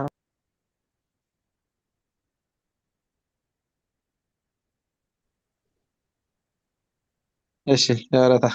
ሲራታ ማዕረ ክንደይ ጎይታናን መድሓናን ኢየሱስ ክርስቶስ ኣብ መብልዒ መሃል ተወሊዱ ከምዚ ልብና ምስ ተረረ ልብሲ ልቢ ተተሪሩሲ ብጣዕሚ በቃ ማዕረ ክንደይ ከም ዝዕፆ ነቲ ፈጣሪ እሞ ኣዴና ቅዱስ ማርያም ኣብቲ ናይ ሕርሲ ግዜ ክንደይ ኣብኡ እቲ ከባቢ ዝነበረሲ ግድን እያ ነፍሰ ፆር ኮይና ግዜ ሕርሳ በፂሓ ምስ ኳሕኳሓተን ክረአየን ክሓስብ ከለኹሲ ምሕደር የብልናን ንዓ እንዳበላ ኣትኺድ ድኻ እንዳበልካ ከም ዝሰጎጎኣ ኮይኑ ይስምዓኒ ዘገርም ግን እቲ ጎይታናን መድሓናን ኢየሱስ ክርስቶስ ልብና ተሪሩ ኣብ መብልዒ መሃል ክውልደር ከሎ እንስሳታት ግን ፈጣሪኦም ፈሊጦም ንጎይታ ብትንፋሶም ከይቦም ክትርእን ወይ ክንፈልጥን ክነግረና ከሎ ቃል እግዚኣብሔር ሲ በጣዕሚ ማዕረ ክንደይ የደንና ማዕረ ክንደይ እሞ ከዓ ሎሚ ኸ ኢና ንብል ጎይታ ኸ ኣብ ሎሚ ዝሎሚ ኸ ኣብ ኣፍ ደገ ኸይህሉ ይኩሕኩሓና ኣሎ እሞ ዝኸፍቶ ሲኢኑ ኸይህሊ ዝሕድሮ ሲኢኑ ኸይህሊ ዘድሮ ሲኢኑ ኸይህሊ ምዝ ናይዛ ሉቃስ ምዕራፍ 2 ከምዚ ጎይታና መድሓናን ኢየሱስ ክርስቶስ እቲ ፈታሒ ማእሰርቲ ሲ እሱ ግን በጭረቐቲ ከም ዝተጠቕለለ ንዓና ንኸድሕን መፂኡ በጃ ኮይኑልና ሂወቱ ከፊሉ ኣብቲ ሽዑ ዘይኮነ ኣብዚ ሕጂ ኢና ከነስተንትኑ ብናዕባ ናይ ልደቱ ዘይኮነ ኣብዚ ሕጂ ግዜ ከምዚ ኢሉ ጎይታ ዝወለደ ዝመተልና ዝተሰቕለልና ንዓና ክብል ሂወቱ ዘሕለፋ ከምቲ ኣብ ወንጌል ኣብ ራእይ ዮሃንስ ምዕራፍ سلسته فقد عسرا كحكو حب الله ما حدا مزغفتني أنا مسخ حدر مسخ در زبلنا مو كستمتنا زين حب طعمي لو زابير لبنا تيرخي اللي أفديك خوين زخو خنا هيلمو زابير استوعب لبها بنا فبندنا زي أخذتنا زين خدتنا آمين حونا دياقون قرمايك عليه وتسمع لنا أقل كاي بارك እግዚአብሔር እሺ ካልኦት ፕሊዝ ታጊዜ እንጠቀመላ ንቀራደም ርግጽና ብዙሕ ነገር ሓድሽ ነገር ተማሂርና ኣለና ካብዛ ስክሪን ዳንበብኩም እውን ሓንቲ ገለ ነገር ክትብሉ ትኽእሉ ኢኹም ኣብ 66 ክልተ ሰለስተ ኸዲያቆን ወደይ ንኣንከፈትን ሸማማ ብሬ ቀዳማዊ ኣምላኽ ሎሚ ተወልደ ኣብቲ ዘይናቱ ህላዊ ድማ ኾነ ንሱ ቀዳማዊ ህላዊ እዩ ሰብ ብምዃኑ ድማ ኣይተለወጠን ጥንቲ መለኮቱ ካብ ሰብ ብስጋ ካብ ዝውለድ ዝተረኽበ ኣይኮነን እንታይ ደኣ ንሱ ምስ ኣብን ምስ መንፈስ ቅዱስን ካብ ቀደሙ ዘሎ ጥበብ እዩ እቲ ዘይሓምም ብሓማሚ ስጋ ካብ ህላዊ መለኮት ኣይተለወጠን ሰብ ኮነ ህይወት ኩሉት ኣይሓመመን ትኻም ከለኻ ኣይተለወጠ ሰብ ዝኾነ ወይታናን መድሓኒናን እዩ ኣምላኽ ሎም ተወልደውን ናብቲ ንፍላዊ ድማ ዝኾነ ንሱ ቀዳዊ ኣምላኽ እዩ ሰብ ብምዃኑ ድማ ኣይተለወጠን ኣሜን ማማ ብሬ ቃል ሕይወት ተስማዕልና ኣሜን هو ክርስቶስ እግዚአብሔር ወልድ ስጋ ብምልባሱ ሰብ ብምዃኑ ካብ ህላዊ መለኮቱ ኣይተለወጠን እዚኣ ንኩሉ ግዜ ንሓዛ መሰረት እምነትና ስለ ዝኾነ ወላ ስጋ ተለበሰ ወላ ብስጋ እንተ ሓመመ እንተ ፀመ እንተ ሞተ መለኮት ግን ምንም ኣይቀየርኒ ቃል ሕይወት ተስማዕልና እሺ ካልኦት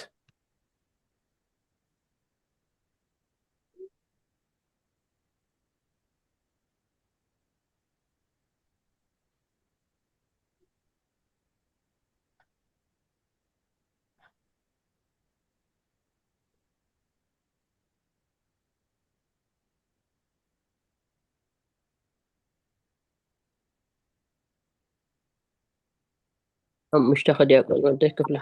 كفل حمشتا شماما بري እሺ መልሱ ከም ዝበለ እቲ ዘይውሰን እግዚአብሔር ኣብ ማህፀን ድንግል ከም ዝተወሰነ መን ረአየ መን ከሰምዐ እቲ ሰማይ ዘይፀሩ ማህፀን ድንግል ኣይፀበቦን እንታይ ደኣ ካብ መለኮቱ ከይተለወጠ ካብኣ ተወልደ ካብ መለኮቱ ከዓ ዕርቀት ኣይነበረን ሩቕ ኣይነበረን እዚ ብዕርቃን ኣይተወለደን ሩቕ ኣይነበረን ካብኣ ከዓ ብዘይ ምጥበብ ካብ ብጥበብ ከም መለኮት ከም ተወልደ ይገልፀልና ኣሎ ቃል ሕይወት ተስማዕልና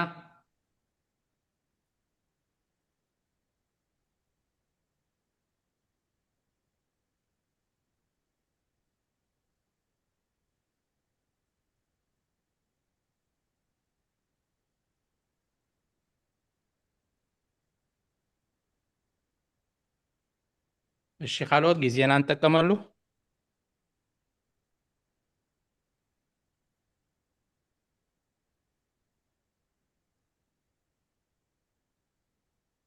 ሎሞንተ ረኽብትናማ ካብ ስቕ ንብል እምበር ገሊፀ እኳ ኣይክእል ሽማማ ረዘነት ፅቡቅ እምበር እዚ ሓድሽ ዝበሎ ነገር እንታይ እዩ እዚ ነገር እዚ መስተንክር እዩ መዋቲ ስጋ ከም ዘለኒ ትርእዩ ኣለኹም ግናኸ ህያው እዩ ኣይልወጥን እዩ ድሌት ስጋዊ መብልዕ ከዓ የብሉን ብድሕሪ ትንሳኤ ምስ ደቂ መዛሙርቱ እንተበልዐ እንተሰተየ እውን መብልዕ ኣድልይዎ ኣይኮነን እንታይ ዳ ካብ ሞት ዝተንስአ ንሱ ምዃኑ ምእንቲ ክትኣምኑ መብልዕ በልዐን ሰተየን በለ ካብዚ እንታይ የስተንቲነሲ ንሕና ደቂ ሰብ ተዋላውልቲ ተጠራጠርቲ ስለ ዝኾንናሲ እግዚኣብሔር ንዓና ትልብና ፈሊጡ ብጭቡጥ ነገር ከረዳእና ስለ ደደለየ ክበልዕ በላዕን ሰታይን ኮይኑ ደይኮነስ ምስኦም በሊዑ ከእምኖም ከይጠራጠሩ ኢሉ مسؤوم كبلع كستي كم تقدده كم نفسه كم جبره نتي تطرطر يلبنا المأمني دوز جبرو مخانوس كعكندي سلز فلتنا دخمات مخانا كأمنا يلوس بزح نجر كم زجبره يا تردي يا مسلني حجزني مقلات علي وتسمع لنا ما رزنت تخكل يا كم زاد بالكيا مبلع المسناد لي ويكونن انتاي دا نحن هرد يتخامو زتن سأنو السمو خانو نخامنو بل عن ستين صبوك علي وتسمع لنا الشيخ الوت بزحات علىهم نعاهم عدل كهبين اتوم دي استنتنكم دي تزاربكم دلهم زيادة سيلاتني لكم ولا دامبكم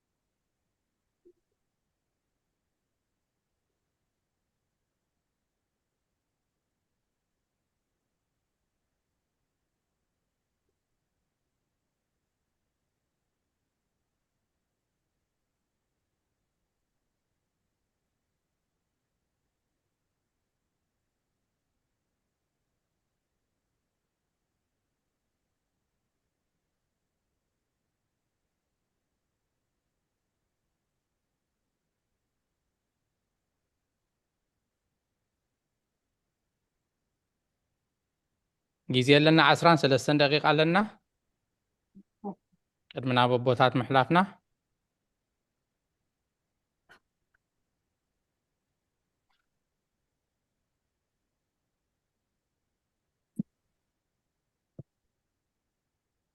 أريد يكون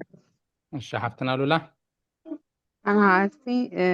كاب تمهارنا يلوم معنتس وانجيل يوحنس كاب معرف حدا كاب حدث كاب 14 ብዙሕ ግዜ ተገሊፃ ብዙሕ ትርጉም ዘለዋ ቃል እያ ንሳ ከንብባ ከለኹስ ብዙሕ ግዜ ከደጋግማ ከለኹስ ብዙሕ ትርጉም ሂባትን አሜን ምሽኒ ሸይበልና እስኪ ታብዓ ካፍታ ወንጌል ዮሐንስ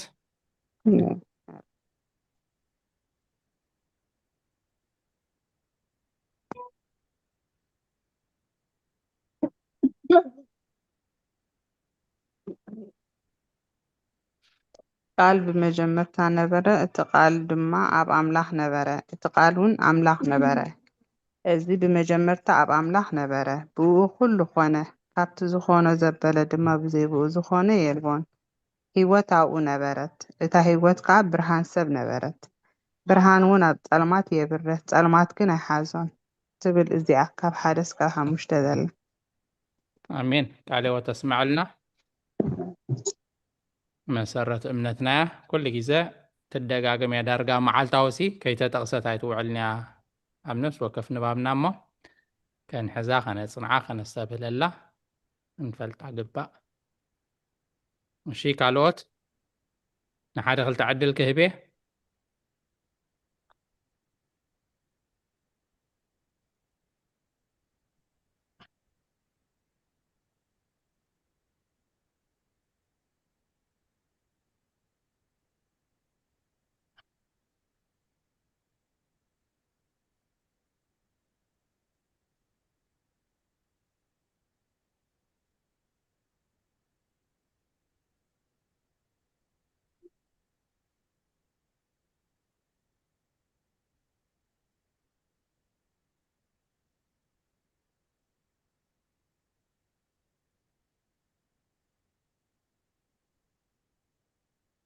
إذا قطر 14 ወይ ቁጥሪ 15 እስኪ መነስተንትነልና ብፍላይ ካብዞም ዲያቆናት ኣሕዋትና ኣብ ስክሪን ኣላ 15 14 15 እውን ናታ መቐፅልታ እያ ተመሳሰልቲ ትሕዝቶ ኣለወን ናታ ቀፂላ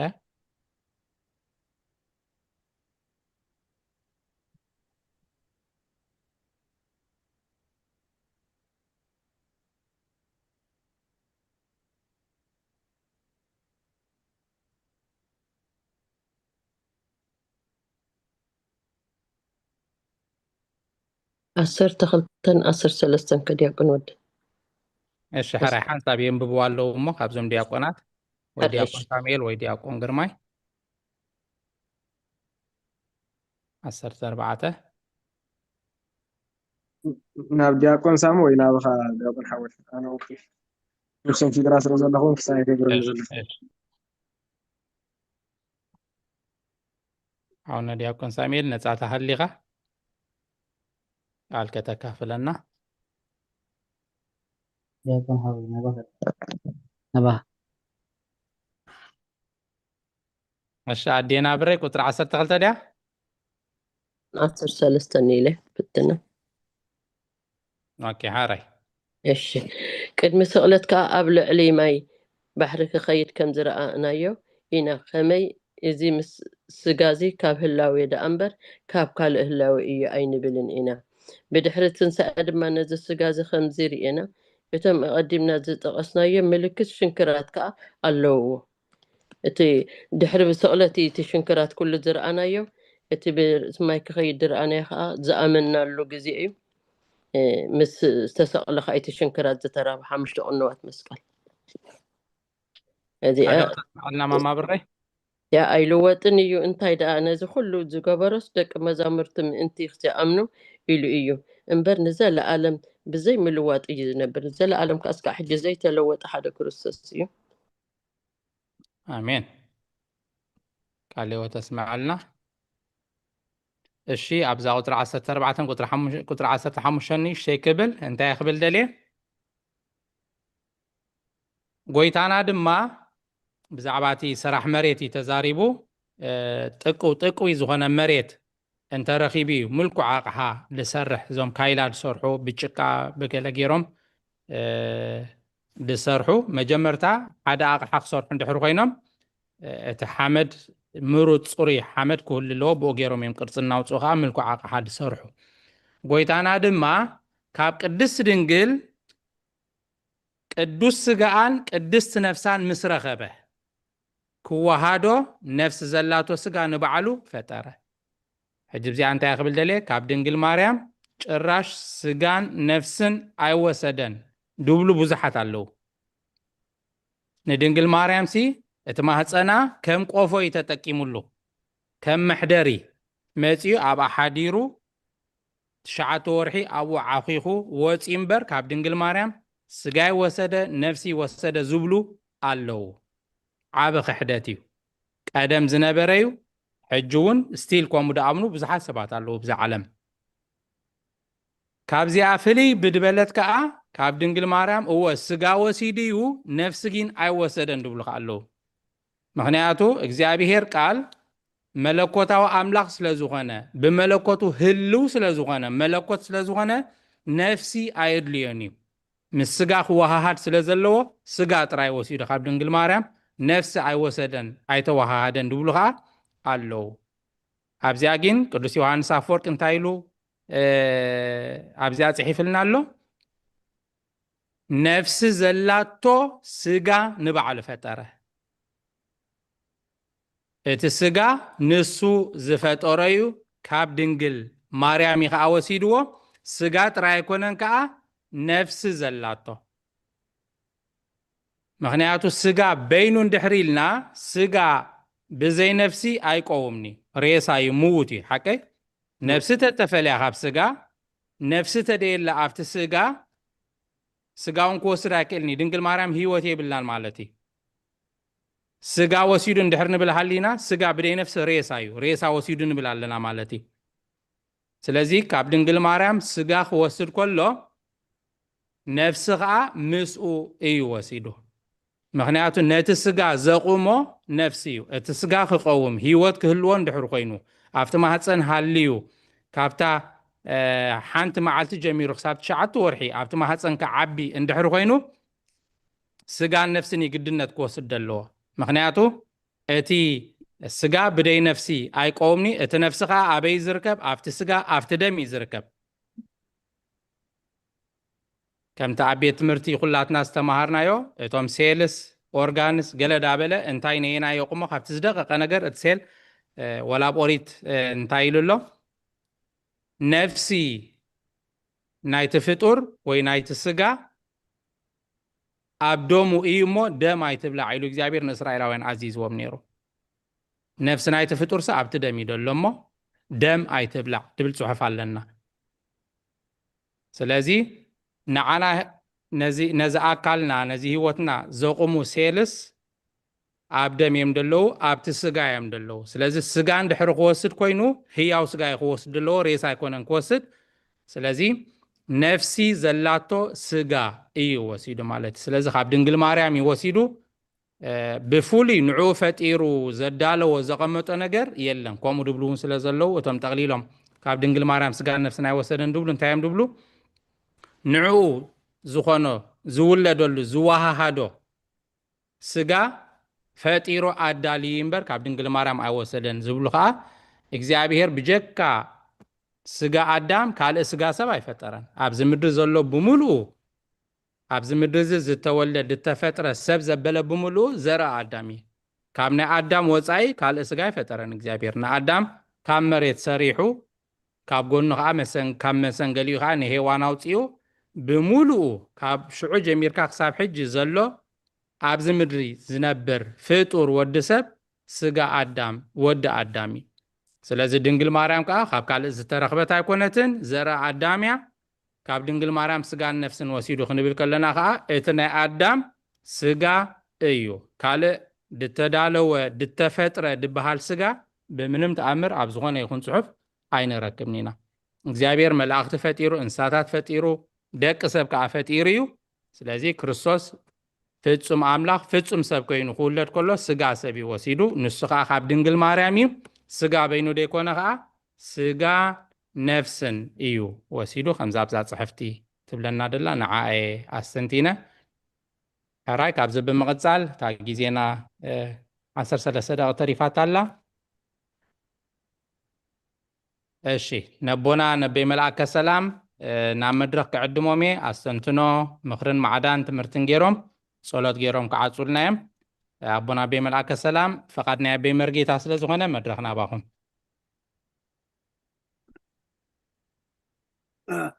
ኣራይ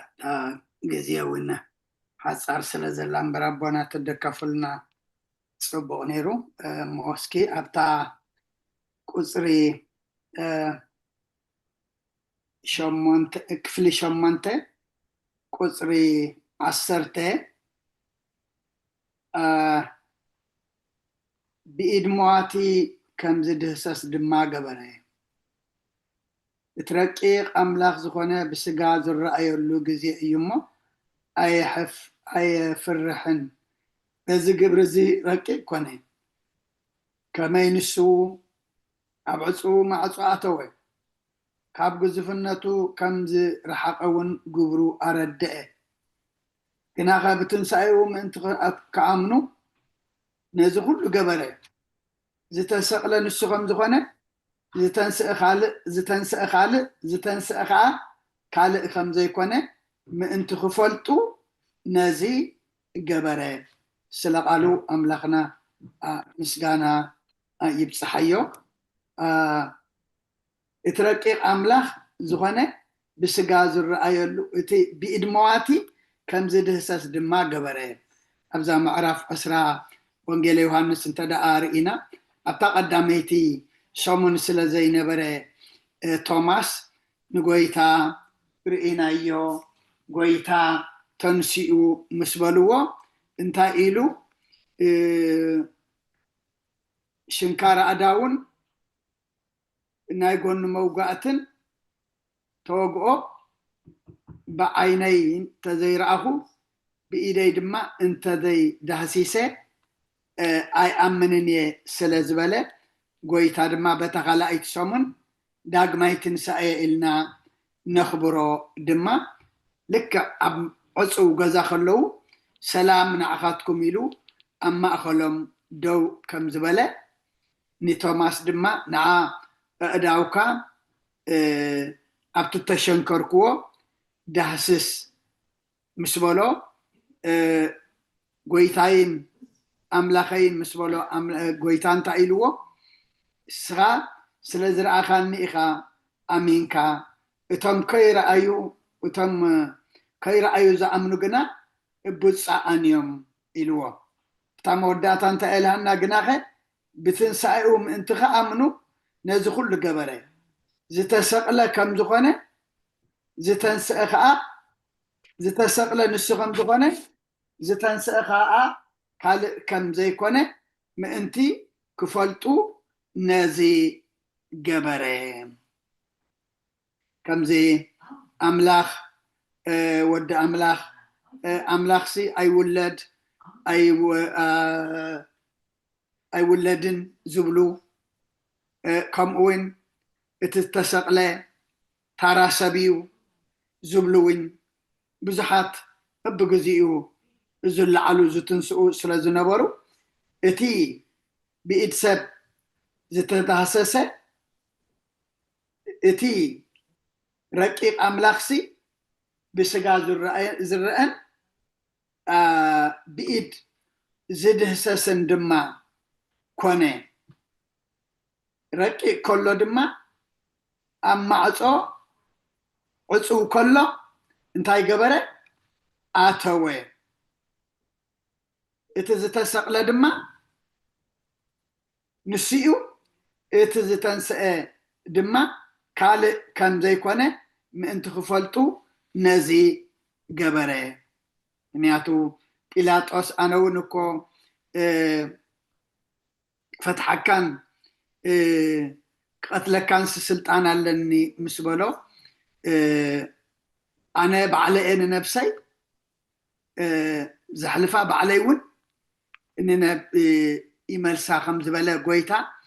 أبز دما اتتسقل نسيو اتي زتنسأ دما قال كم زي كونه إلمو سلخلو እግዚአብሔር አምላኽና ምስጋና ይብጽሐዮ ብዙሕ ክንመሃሮ ዘምሰና ዳርጋ መብዛሕትኡ ጽሑፋት ናብ ናይ ልደት ጎይታ ዘተኩር ኢና ክንመሃር ኣምሲና እሞ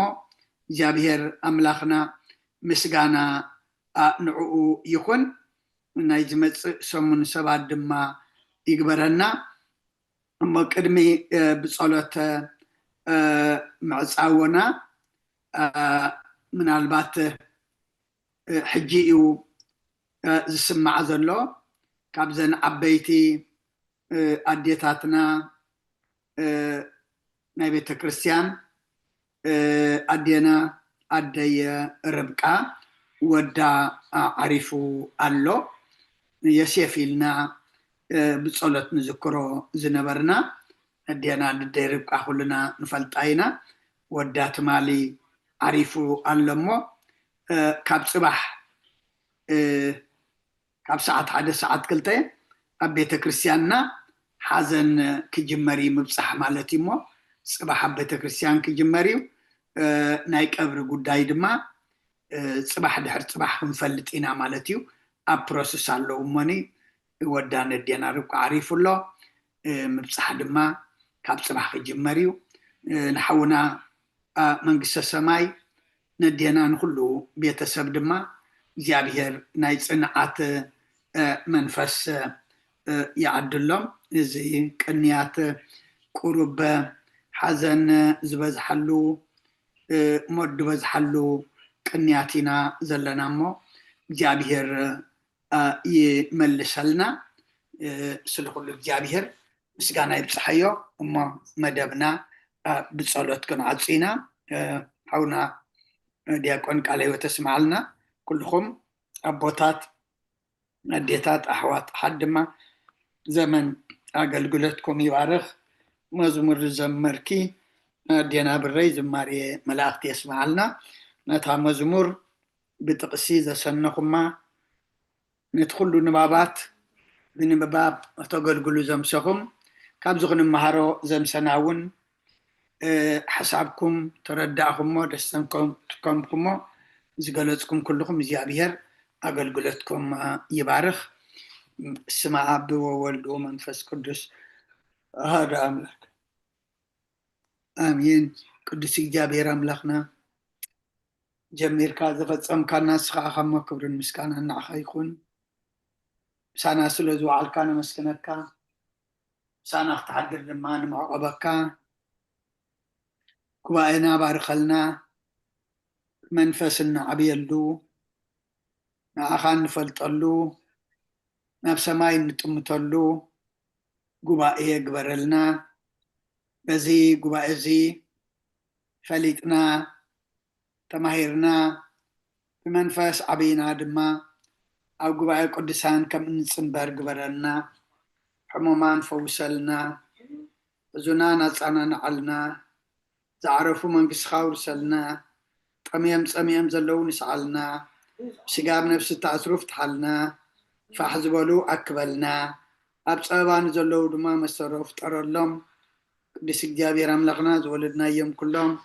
ባሪካ ቀዲስካ ናትካ ገር ከዕብየልና ኣብ ወፍሪ ዘለው ድሓን የትወልና ኣብ መገሻ ዘለው ድማ ድሓን ምለሰልና ኣብዛ ሰዓት እዚኣ ኣብ እህታ ኣብ ስቃይ ኣብ ሕሰም ኣብ መከራ ኣልማት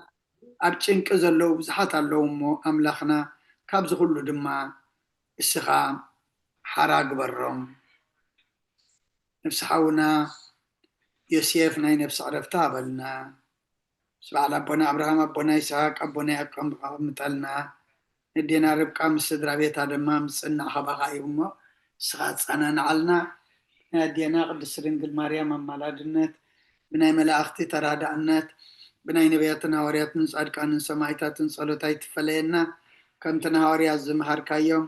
ኣብ ሰማያት ትነብር ኣቦና እናበልና ንፅዋዓካ ኣለና ስምካ ይቀደስ መንግስትኻ ትምጻእ ፍቃድካ ከምቲ ኣብ ሰማይ ከምኡ ድማ ምድሪ ይኹን ናይ ዕለት መግብና ሎሚ ሃበና ንሕና ንዝበደሉና በደለው ከም ዝሓድግነሎም በደልና ንኣውሳና እንደገና ክፉእ ድሕነና እምበር ኣብ ፈተና ይተእትወና መንግስትን ሓይልን ክብርን ንዘለኣለም ናትካ ኢማ ኣሜን ኦ እግዝእቴ ማርያም ብናይ ቅዱስ ገብርኤል መልኣክ ሰላምታ ሰላም ለክለኹ ብሕልና ከደንገሊኺ ብስጋኹን ድንግሊኺ ኣደ እግዚአብሔር ፀባዖት ጎይታ ሰራዊት ሰላም ለክለኹ ንስኻ ካብ ኣንስቲ ብርኽቲ ኢኺ ፍረ ከርስኹም ብሩኽ እዩ ኦ ምልዕተ ጸጋ እግዚአብሔር ምሳኺ እዩ ኦ ፍስሕቲ ደስ በልቲ ኃጢአትና ሰሪየልና ነፍቲ ወድኸ ኢየሱስ ክርስቶስ ምእንታና ምሕረት ለምንልና አሜን ፍትሐዊ ስርግ ዚና አምላክ ረመዳን ኢየሱስ ክርስቶስ ካኒ ከካና ሰሪያ ኃጢአት ደምሳሲ አበሳን ወልድ ለብሩ ከሳቴ ብርሃን አንቱም አብየ ካናት ወአዊ ዲያቆናት እዱ አነሳሪ ጎፃናት በበስምክሙ ونفتانون صانه رسينس كلوان سمات زيو مهارن كورسوس مال 12 زيو مهار نكسوس زيو مهار نكسوس زيو مهار نكسوس زيو مهار نكسوس زيو مهار نكسوس زيو مهار نكسوس زيو مهار نكسوس زيو مهار نكسوس زيو مهار نكسوس زيو مهار نكسوس زيو مهار نكسوس زيو مهار نكسوس كمون بنت اجزتنا مريم هارن كورسوس مال 12 بنت اجزتنا مريم كورسوس بنت اجزتنا مريم كورسوس بنت اجزتنا مريم نكسوس بنت اجزتنا مريم نكسوس بنت اجزتنا مريم نكسوس بنت اجزتنا مريم نكسوس بنت اجزتنا مريم نكسوس بنت اجزتنا مريم نكسوس بنت اجزتنا مريم نكسوس بنت اجزتنا مريم نكسوس بنت اجزتنا مريم نكسوس بنت اجزتنا مريم هارن كورسوس ጸጋ ጎይታና ኢየሱስ ክርስቶስን ፍቅሪ እግዚአብሔር አቦን ሕብረት መንፈስ ቅዱስን ብልዕለይና ብልዕሊ ኩልኹምን ኣብ ልዕሊ ኣብ ዘለና የቦታን ዕፅፍን ድርብን ኮይኑ ይውረድ ክብርን ምስጋናን ንኣምላኽ ይኩን ብሩኽ ለይቲ ይግበረልና ንኩልኹም ዘመን አገልግሎትኩም ይባርኽ አሜን አሜን አባታትና ብሩኽ ለይቲ አጀሚሩ ዘፈጸመና ሎለ ባህሪ እግዚአብሔር አምላኽና ክብርን ምስጋናን ይብጽሐዮ ዝተማሃርናዮ ኣብ ልብና ኣሕዲሩ 30 60 ሚእቲ ሰናይ ፍረ ክንፈሪ እግዚአብሔር አምላኽ አሜን አሜን ደግፈና ድሓን ሕደሩ ብሩኽ ለይቲ አንሕደሩ ብሩኽ ለይቲ ብሩኽ ሰሙን ይግበረልና